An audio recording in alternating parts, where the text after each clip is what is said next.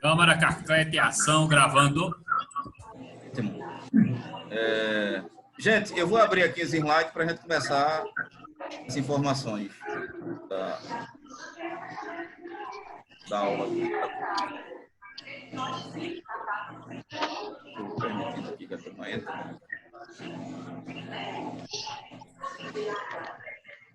Deixa eu ver se abre aqui uma tela que eu gostaria que vocês tivessem acesso.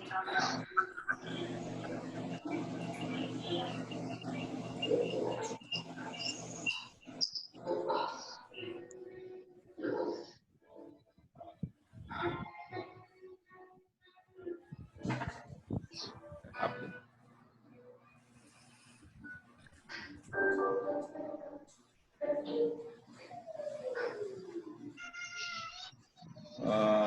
Deixa.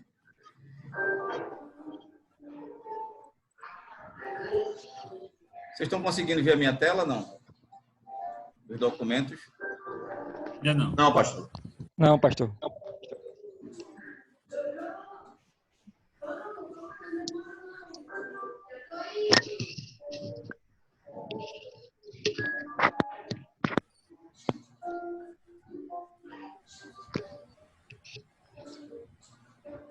Deixa eu ver se vocês vão conseguir ver agora. Irmão Jonadab, seu microfone tá aberto. Tá ok, eu vou fechar. Conseguem ver agora? Beleza? Tá ok. Perfeitamente. Agora, eu consigo ver. Ótimo. Deixa eu só dar uma informação para vocês. Esse material que a gente vai ver aqui, esses slides aqui, sem nenhum problema depois passar para vocês. Então, posso disponibilizar aí no e-mail de um de vocês, formam um grupo aí, e vocês passam um para o outro. Pode ser no Beleza? grupo do WhatsApp, não? Acho que sim, eu posso tentar. Salve Ok, em PDF. Salve em PDF. Então, veja coloca só. no grupo. Veja só, quando a gente vai estudar a história da igreja brasileira, a história do protestantismo brasileiro, né? Ou falar sobre religião no Brasil, é inevitável, é de suma importância que a gente entenda alguns contextos históricos que antecederam a nossa descoberta, né? Então, eu coloquei aqui só para que a gente visualize informações, obviamente, que vocês já sabem, mas para que a gente entenda esse processo cronológico. Então, só uma informação que vocês, obviamente, já sabem, mas aqui relembrando, não sei se vocês já assistiram, vale a pena vocês assistir. Há uma entrevista em Marília Gabriela, naquele programa que ela tinha, com um cientista político, eu acredito, não vou lembrar o nome dele, que ele vai dar uma informação muito interessante, num dado momento em que ela pergunta o seguinte, vai falar, desculpa, sobre a educação no Brasil. E ela, no dado momento, atenta para uma colocação que ele faz sobre a educação, e ela pergunta assim, mas por quê? Por que a educação ela nunca deu certo aqui no Brasil? Estão ouvindo tranquilamente? Isso que eu estou colocando, né? E ele diz, por um motivo lógico, tal. Não sei se vocês já assistiram essa entrevista, é muito interessante, né? Tem ela até recortada, assim, tem ela tem ela completa e tem, se você colocar assim, Marília Gabriela, Reforma Protestante, tem esse trechozinho sobre isso que eu estou falando para vocês. E ele vai dizer por um motivo óbvio, né? Aí qual? Aí disse, você tem que entender que todos os países que foram colônias de países protestantes, eles foram diferentes dos países que foram de colônias católicas, né? Então, o protestantismo, eu falo isso na entrevista, se vocês assistiram lá que eu dei, que eu coloquei lá o link. O protestantismo, a reforma protestante, ela já começa completamente diferente o movimento do que foi... Alguém tá querendo entrar? Vocês estão vendo aí? Deixa eu só dar uma olhada aqui. Não, eu pensei que tivesse alguém. Eu só vi aqui, alguém está falando, talvez não esteja ouvindo. Ah, ok. Então, aí ele coloca o seguinte, você vai entender essa diferença, porque todos os países que foram colônias, né, foram colonizados por países católicos, são de um jeito, e países que foram colonizados por países protestantes são de outro jeito. Então, a reforma protestante do século XVI, eu falo isso lá na entrevista, ela muda a estrutura de um mundo como um todo. Não é questão religiosa só, não. É tudo que você possa imaginar. Então, só para você ter um exemplo, então, tem um exemplo aqui que eu vou dar, que ele até relembra lá. Hoje, né, a gente fala de civilização, a gente fala de Europa, todo mundo quer... Agora não, por causa da pandemia. Mas basta passar para que todo mundo queira novamente ter esse sonho, né, de morar na Europa, Estados Unidos, tudo tal. Mas a Europa, por exemplo, antes da reforma protestante, era de 90%, ou mais de 90% de pessoas analfabetas. Mais de 90%. Então, quem vai mudar isso, quem vai mudar essa estrutura, queiram ou não aceitar, é a reforma protestante. Né? Obviamente que vai beneficiar do Renascimento, obviamente que vai beneficiar de uma série de elementos. Por exemplo, eu sempre pergunto para os alunos, quando eu vou começar a ensinar a reforma protestante, eu falo sobre o Wycliffe, né, um pré-reformador que vai viver quase 200 anos antes de Lutero, e vou falar depois de um dos seus discípulos, que é John Hus, 100 anos antes de Lutero. E mostro que o que esses homens falaram, eles foram mais enfáticos do que o próprio Lutero. E a pergunta que eu faço é, por que a reforma não deu certo com Wycliffe, não deu certo com Hus? E resumindo, né, eu digo, não deu certo por questão de contexto histórico. Talvez a imprensa, né, pastor? Então, o Lutero vai beneficiar-se de elementos que Hus e o Wycliffe não se beneficiaram. O próprio fruto do Renascimento. A gente vai ter a imprensa, a gente vai ter as grandes navegações. Então, esses elementos vão ser de grande valia para a reforma ter sido o que foi.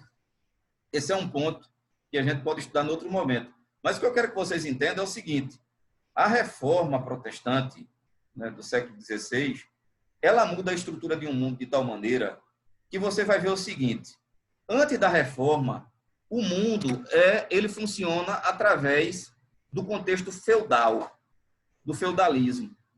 O que era o feudalismo? Eram propriedades que pertenciam aos senhores feudais. Isso pensando aqui em terra, né? Aos senhores feudais, e a outra terra pertencia à igreja. Então, o indivíduo, via de regra, ele nascia pobre, pobre ele permanecia e pobre ele morria. Se você for... Tem um grande historiador do período da Idade Média, entre tantos. Eu vou pegar até um livro que eu tenho ali, se eu encontrá-lo, e vou trazer para mostrar para vocês em outro momento aqui. Mas um historiador, tudo que você vê dele é o Jacques Le Goff. Jacques Le Goff. Então, Jacques Le Goff é o grande nome da Idade Média. Então, Jacques Le Goff tem vários livros, a mulher na Idade Média, o dinheiro na Idade Média. Então, por exemplo, esse livro mesmo, Dinheiro na Idade Média. O que era o dinheiro na Idade Média? Era algo que não tinha valor. Por que não tinha valor? Porque eram poucas pessoas que tinham. O que tinha valor era a terra. Né? Era o indivíduo que plantava, devido a um pedaço de terra que a ele foi cedido, né? Emprestado, né? E aí ele recolhia uma parte para a sua sobrevivência e o restante ele doava ou entregava como pagamento ao senhor feudal ou à igreja. Então, não sei se vocês já pararam para pensar sobre isso. Vocês já perceberam que as ciências sociais, né? As ciências, essa parte humana, particularmente, por exemplo, antropologia, sociologia, acontece a partir do século XVI, pensando mais especificamente século XVII, XVIII. Você não vê antropologia e sociologia antes da reforma. Por quê? Me explique. Alguém pode tentar aí? Pode dar um chute, se quiser. Por um motivo óbvio. Alguém A sociedade vai falar? era... Posso falar? Pode. A sociedade era teocêntrica, né? E não antropocêntrica. Então, exatamente. O mundo girava em torno daquilo que se falava do teocentrismo, né? Tudo girava em torno de uma resposta que provinha de Deus. Então, por exemplo, se nós estivéssemos na Idade Média, a pandemia agora do Covid-19 nada mais era do que proveniente de pecados que o povo está vivendo, coisa do tipo. Que tem quem, obviamente, faça essa ligação também nos dias de hoje. E aí a gente não vai entrar no mérito da questão teológica. Mas veja, se você for olhar, na realidade, a Idade Média, ela não é uma idade teocêntrica, porque se falar em teocêntrica, a gente entende Deus como centro de todas as coisas. A Idade Média não é teocêntrica, ela é o quê? Ela é dogmacêntrica, ou seja, ela funciona através dos dogmas da igreja, e não daquilo que Deus está determinando, não daquilo que Deus está dizendo que deve ser feito. Tanto é que quando se levanta esse grupo, né, que vai ser classificado como reformados, e vai, de acordo com as escrituras, dizer o que Deus está dizendo, essa igreja não vai aceitar, porque os seus dogmas vai ser abalados. Então, por que as ciências sociais aparecem só a partir da reforma protestante? Por um motivo simples, que às vezes a gente não para pensar. Por um motivo simples. Lembre-se aqui, nunca esqueça disso. O mundo antes da reforma, ele é visto dentro de um contexto horizontal. Horizontal. O indivíduo é pobre, ele continua pobre, e pobre ele muda, e pobre ele morre. Ele não tem expectativa absolutamente nenhuma de mudança. Ele é um cara do campo, ele vive no campo, ele vive na roça, ele vive daquilo ali. Né? Não tem expectativa nenhuma. Ele vai dormir pensando em acordar para ir novamente para o campo, vem do campo, toma seu banho, toma seu café e vai dormir e acabou-se. Então, veja, após a reforma protestante, o mundo muda. O mundo agora passa a ser visto na perspectiva o quê? Vertical. O indivíduo é pobre e pode tornar-se rico. Ele é rico e pode ficar pobre. Tanto é que é dentro desse contexto aí, que antecede um pouco a reforma, que vai surgir a classe que vai ser classificada como a classe burguesa, que é diferente do que a gente vê hoje, né? Lembra lá da música de Cazuza, a burguesia fede, a burguesia quer ficar rica. Ou seja, a burguesia quer cair no mesmo erro de um grupo que ele sempre condenou, que é o que acontece com as classes políticas hoje, né? O grupo que condena quem está no poder demora a chegar para fazer absurdos até piores. Então, o que eu quero mostrar para vocês é o seguinte, o século XIV, né, e mais ainda, melhor dizendo, meados do século XV, a chegada do século XVI, o mundo vai mudar num estalar de dedos, de forma espantosa. O mundo que está parado durante 1000 anos, parado não significa dizer que coisas boas não tivessem acontecido. Né? As universidades são fruto do período medieval, muitas invenções, entre elas, o que a gente se beneficia agora para enxergar um ou outro, que é um óculos que a gente coloca no rosto, é fruto do contexto medieval. Então, teve coisas boas, né? Mas, obviamente, também coisas boas voltadas para um grupo específico, não era para a população. E aí, com a reforma protestante, a reforma já começa diferente. Né? Começa agora querendo educar essa classe de analfabetos a partir das escrituras sagradas. Você vai ver Martinho Lutero no cativeiro babilônico, preocupado em traduzir a Bíblia para a linguagem do povo. E para quê? Para alfabetizar o povo a partir das escrituras. Você vai ver mais adiante Calvino como reformador da segunda geração, preocupado agora não somente com a alma do indivíduo para salvá-lo, mas também com o corpo. De lado de uma igreja tem uma escola e de outro lado tem um hospital. Né? Então, esse trabalho social que as pessoas sempre falam que pertence e privatizam aos espíritas, na realidade, isso é uma prática bíblica que nós que esquecemos de exercer. Né? E a reforma fez bem lembrar. Então, vejam onde é que eu quero chegar.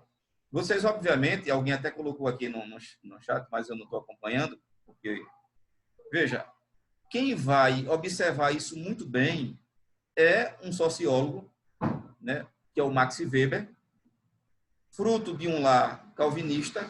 Max Weber vai observar que esses calvinistas, né, ou esses denominados calvinistas, que é um grupo, né, de protestante ascético, ou seja, um grupo que está ali vivendo no mundo, mais distante dos prazeres do mundo, esse grupo ele é completamente diferente de tudo aquilo que se via antes.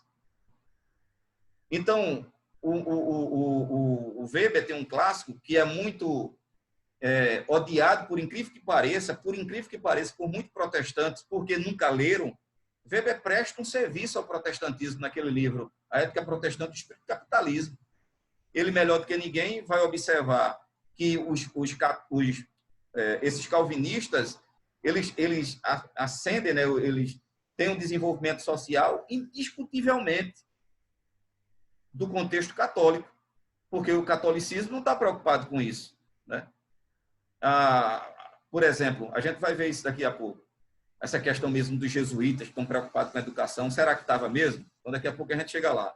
Mas veja, onde é que eu quero chegar? Se você for ler Weber e não entender o contexto histórico, você vai ficar ridicularizado com ele. Weber vai dizer, né, mais ou menos o seguinte, que quem de fato se diz calvinista e não tem uma vida de prosperidade, esse indivíduo é qualquer coisa menos calvinista. Veja, isso nos soa mal, fazendo comparação com o contexto atual hoje, quando a gente lembra do evangelho da prosperidade, do indivíduo ter do bom e do melhor. Não é isso que Weber está dizendo lá. O que Weber vai dizer lá, no seu clássico, é o óbvio. Ele está dizendo o seguinte, o indivíduo que de fato que diz que é calvinista e não mudou a sua vida para o que ele era, e isso do ponto de vista também social, econômico, tem alguma coisa errada. Por quê? Por favor. Só uma observação. O judeu também, alguns fazem essa observação em relação aos judeus. O judeu que não sai bem na questão de negócio, também ele não é judeu. Existe até essa frase, né? Então, mas veja, perfeito a observação, Lucas. Veja que a observação ela faz sentido. Onde eu escrevi um artigo, que está nesse meu livro, que são vários artigos de revista, está nesse livro aqui, Protestantismo em Revista, quando eu vou falar sobre a prosperidade do Evangelho e o Evangelho da prosperidade. Né? São coisas antagônicas. O Evangelho da prosperidade é algo utópico, né? Funciona através de um mantra. E a prosperidade do Evangelho é algo certo. Eu até começo de forma irônica, dizendo que, no mínimo, você vai ter uma prosperidade de mudança na sua vida, no mínimo de perseguição. Sua vida vai mudar, né? Mas aí, obviamente, que eu vou tratar de outros detalhes. Então, veja, um indivíduo que se converte, isso aconteceu comigo, deve ter acontecido com você, e pensando muito particularmente, permita-me aqui, sem nenhuma presunção, pensando nas igrejas históricas, uma presbiteriana, uma batista, uma congregacional, ou outras que prezam também pela exposição bíblica fiel das Escrituras, se você for olhar essas igrejas, faça lá uma pesquisa nessas denominações aí e vai ver o índice de analfabetismo com as crianças é zero. Se de repente tiver alguma criança na faixa etária que deveria estar alfabetizada, a grande probabilidade é que aquela criança seja da redondeza, que esteja visitando, indo para a escola dominical, porque alguém está levando. Mas se for filho de algum crente dali, há tempo, dificilmente essa criança é analfabeta. Então, veja, isso é fruto, queiramos ou não, desse avanço protestante no mundo.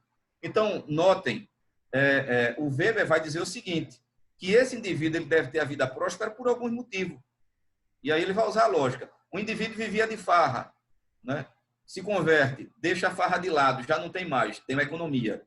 Não valorizava a família, porque tudo que ele tinha ele gastava com os amigos e na farra. Agora valoriza. Então, note que a vida social desse indivíduo, ela muda, né? Eu poderia passar aqui a noite toda, que seria pouca, falando da minha vida. E mudo completamente depois da minha conversão, assim como tanto de vocês, né? Então, veja, essas mudanças sociais, ela acontece, queiramos ou não, depois da Reforma Protestante, fruto desse contexto entre o final do século XV, ali, meado do século XV, com o advento da imprensa, a chegada do Renascimento e agora com a Reforma Protestante. Não sei se quanto de vocês sabem, há um livro muito interessante que vale a pena vocês ter ou se esforçar para comprar. Anotem aí o nome do livro. O Mendigo e o Professor. O Mendigo e o Professor. Pela editora Record. Esse livro é muito interessante. É a saga da família Plater.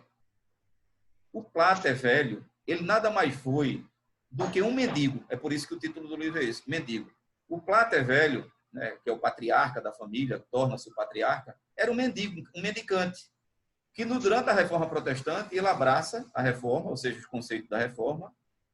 Esse camarada muda, né? O Deus o muda, torna-se um professor, é por isso que é o mendigo e o professor. E aí, esse camarada cresce na vida de tal maneira que ele torna-se um empresário naquela época, do século XVI, e vai ser dono de uma tipografia. Veja o que é a vida. Dono de uma tipografia.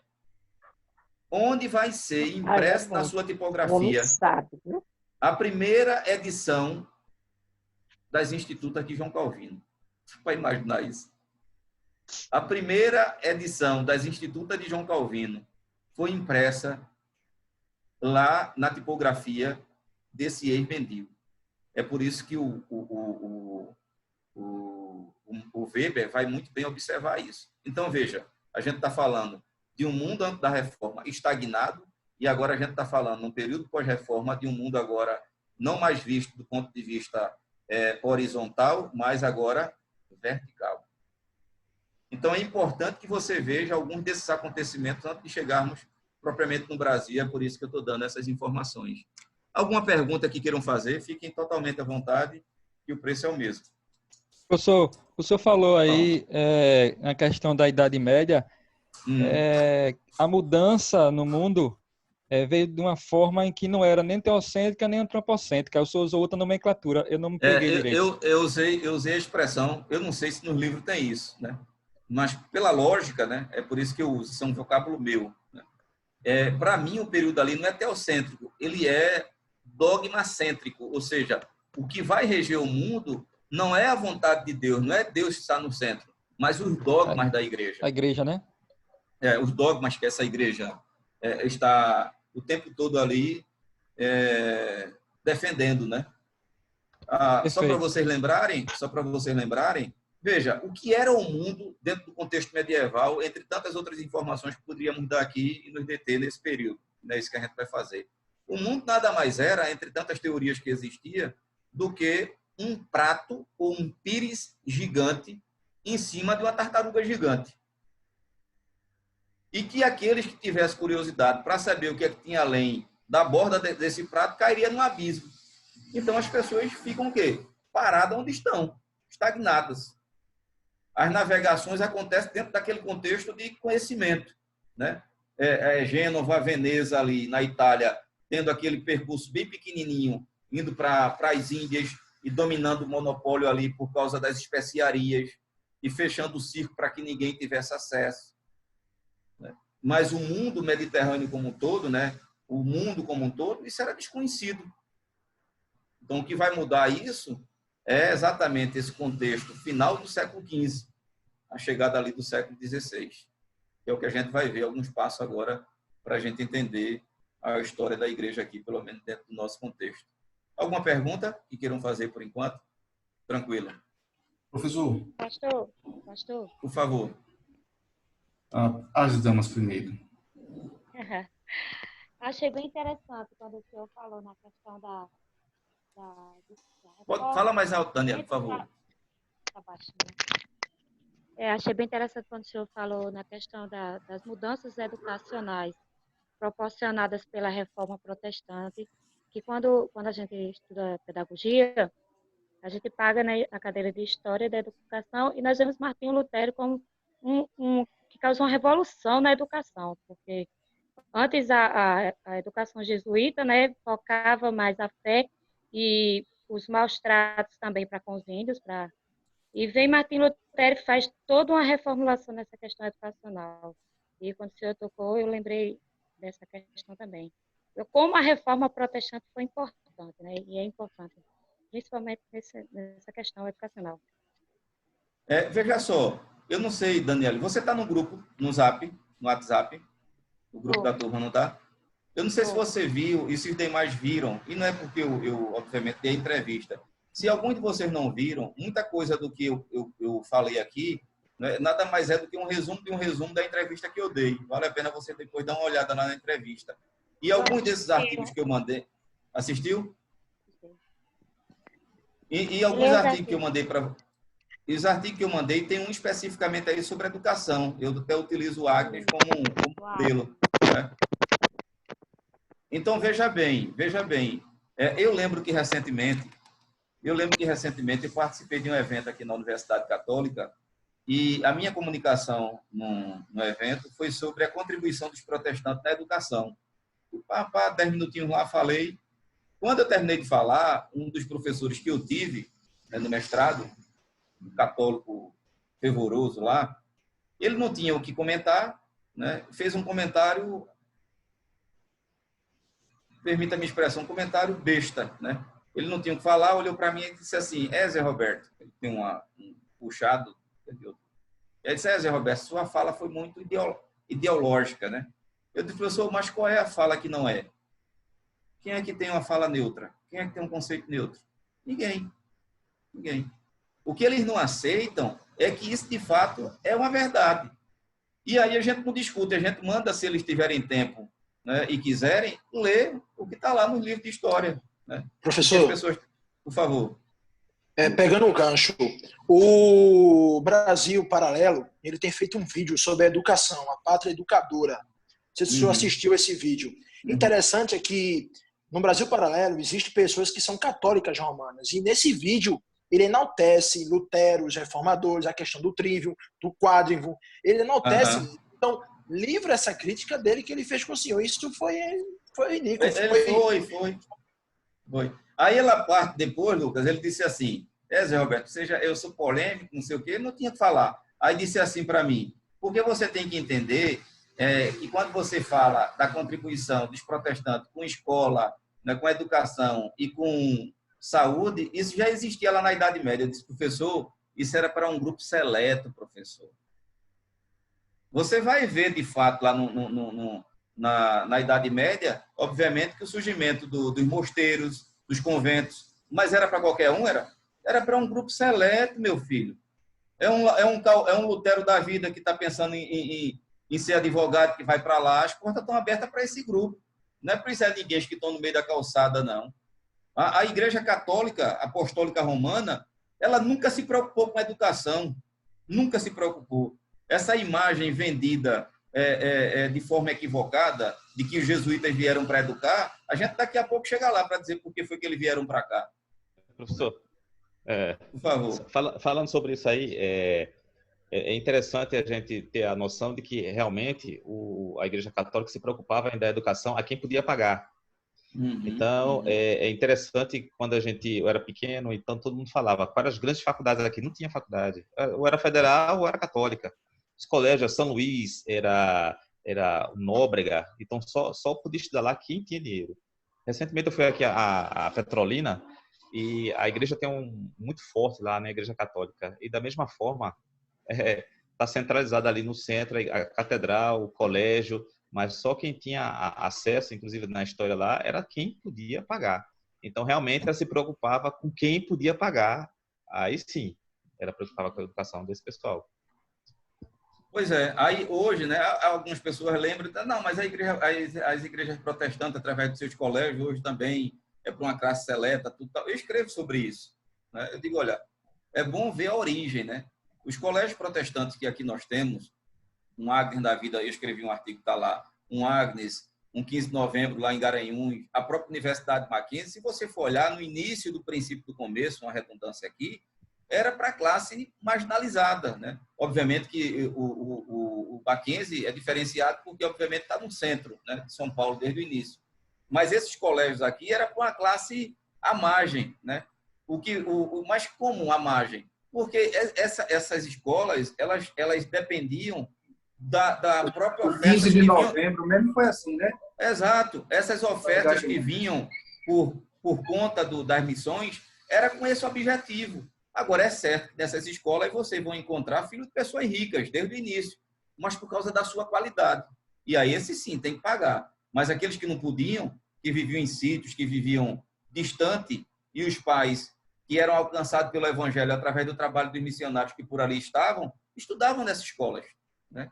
As coisas mudam, obviamente, depois que essas escolas não deixam de ter o sustento por parte dessas missões, quando acaba esse processo de parceria.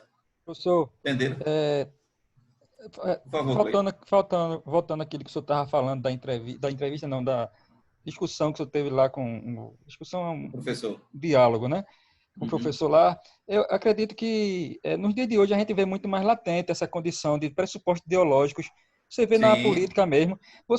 A gente não pode, de forma alguma, em cenário algum, né, falar de algo, e mesmo que a gente venha falar, se não tiver um pressuposto ideológico, seja na teologia, seja no cenário político, qualquer coisa, a gente vai sempre ter vai sempre estar imbuído de alguma coisa que a gente já conhece, tem um pré-conhecimento de algo. Então, quando a gente vai conversar sobre isso, a gente vai lançar à luz daquilo que a gente já tem como base, não é assim? Exato. Quando você diz assim, eu não tenho posição sobre isso, isso já é uma posição, né? Exatamente, exatamente.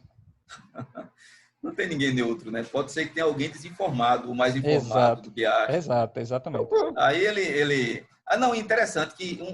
Veja, olha, não é puxando a sardinha para o meu lado, não. Eric também é professor de história aí, não sei quanto de vocês. Eu acredito que todos gostem, né? Tanto é que estão aqui. Mas veja, quem conhece um pouquinho de história tem algumas vantagens. Uma de se defender e outra de saber o que está sendo dito para dizer alguma coisa também.